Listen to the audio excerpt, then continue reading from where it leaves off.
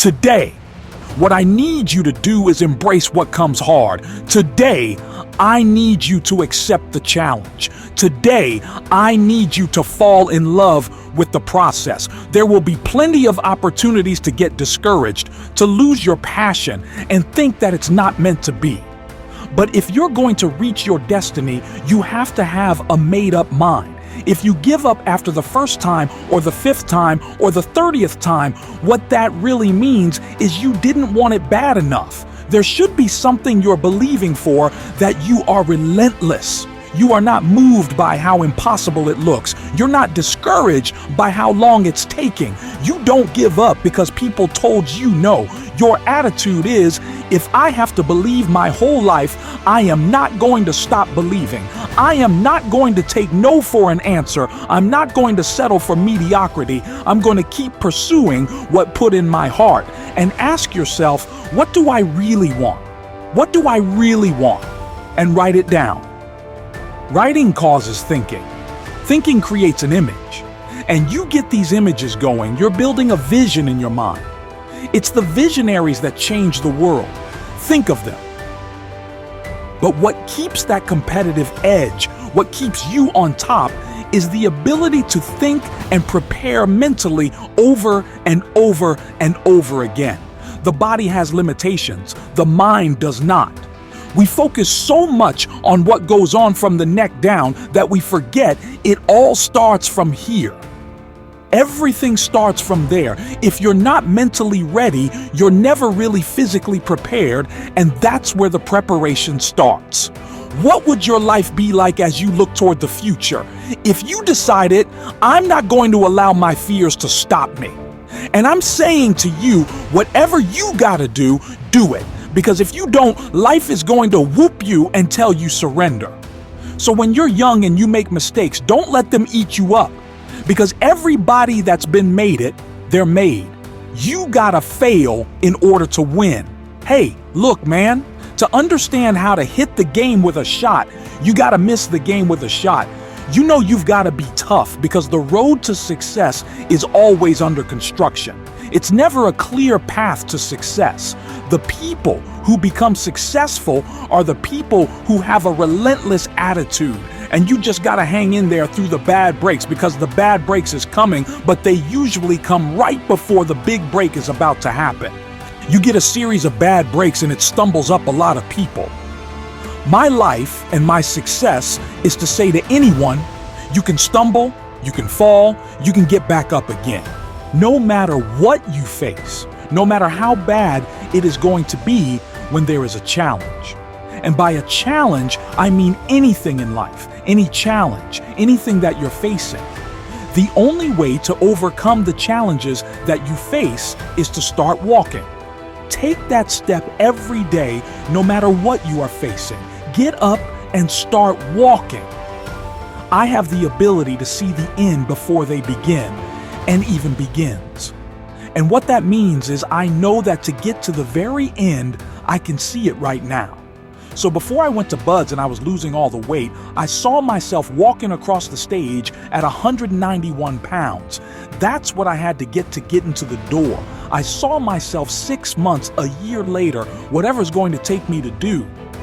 I saw myself walking across the stage, getting that certificate of graduation from Buds, and I was able to be there at 300 pounds. And that feeling that I was nowhere near that feeling, I was able to put myself there 1,000,000 times every day. That feeling of like, my God, that is going to feel amazing. That's what made me suffer. That's what allowed the pain to be real. I wanted to feel and say, this is worth it. I wanted to feel for this next 18 months to take me 18 months to finally come to a new age, to find me. You know, just get through Buds. 18 months, 6 months took me 18. That's what woke me up every morning was, I'm gonna put myself through this much pain and suffering for a few seconds. That's all it is. A few seconds of joy. It's so worth it, man. I said people don't get, so I'm able to put myself at the finish line. You know, I have no finish line, but at the finish line of an event, before I even start them and say, how are you gonna fill it into this? Visualizing is my biggest tool of life. That's why I've been able to put myself in cold water, put myself in a 100-mile race millions of times before I've done it. And I've able to go through the race and see I'm gonna feel at mile 50, almost to the exact feeling. Right, so when it comes up, it's no surprise. No surprise, I've already done this in the meantime. I recommended the last time I was here the little book Bridgesman in Babylon, and I said I've lectured now to over 3 million people. Guess how many have actually gone and got this little book? Answer: very few. My best guess is 10%. Such an easy thing to do. This little book, number 1, is easy to find. Number 2, it's easy to buy. The most you can pay for, it's $6, $7, $8. You can borrow that from your kids. But if it's easy to find and easy to buy, and if it's easy to read, why wouldn't everybody go get it? We don't know. I don't know. Nobody knows. Here's how profound it is. Some do and some don't. Now here's the numbers. About 10% do. We don't know the mystery of that. And I'm telling you, 10 years from now, those numbers will still be the same. The numbers don't change. Only the faces change. I used to belong to the 90%. Who couldn't be bothered, even if it was easy? How many people have a library card? Answer: 3%. 97% couldn't be bothered. Guy specializes in happy hour, but he doesn't have a car. And now readily and quickly blames the government and blames his company and blames the pay scale. Here's my advice to you today. Walk away from the 97%. Don't talk like they talk. Don't go where they go. Don't act like they act. Don't specialize in what they specialized in. Throw away the blame list they cling to. You gotta be consciously conscious today, because your environment can hypnotize, mesmerize, and paralyze you. The other thing is, take full responsibility for your life. Oscar Wilde once said, "Responsibility is what we expect from somebody else." This is very true. Most people dread accepting responsibility. That's just a fact of life, and we can see it in operation every day. We can see ourselves getting hot under the collar when the dentist keeps us waiting, and we're sitting there reading old magazines when our appointment was 30 minutes ago, and we don't stop to think that we forgot to mail in this month's mortgage payment. We can see ourselves growing angrier and angrier because a business contact is supposed to call at noon, and here it is almost 2 o'clock, and the phone still refuses to ring, but we don't stop to think about the calls we ourselves have forgotten to return while we've been so busy fuming. We can see ourselves writing an angry letter to the airline because a flight was delayed, but we don't write an angry letter to ourselves when we're late for something, even though that might not be a bad idea at all. Yes, we can see avoidance of responsibility all the time in both our personal and professional lives. And here's something else we can see just as often. We can see that most people aren't as successful as they wish they were. Do you see there's a connection between these two very common phenomena? I certainly do. And by the end of this session, I hope you'll agree with me. I hope you'll understand that it's in your best interest to take responsibility for everything you do, but that's only the beginning. I'm also going to suggest that many times it's even best to accept responsibility for the mistakes of others, especially when you're in a managerial or leadership role. I can hear you saying, what? Accept responsibility for someone else's mess-ups? Why would I want to do something like that? Well, that's a fair enough question, and over the next few minutes, I'll try to answer it. One of my weak points in my personal life is I don't like technical stuff. So even though I have to be on Twitter and Instagram and Facebook, I don't care for that. So guess what? I find somebody who loves to do that. You know, I find somebody who has a strength where I will have a weakness, and I partner with them. All you're trying to do is get to the goal. No one gets there by themselves. Everybody needs help.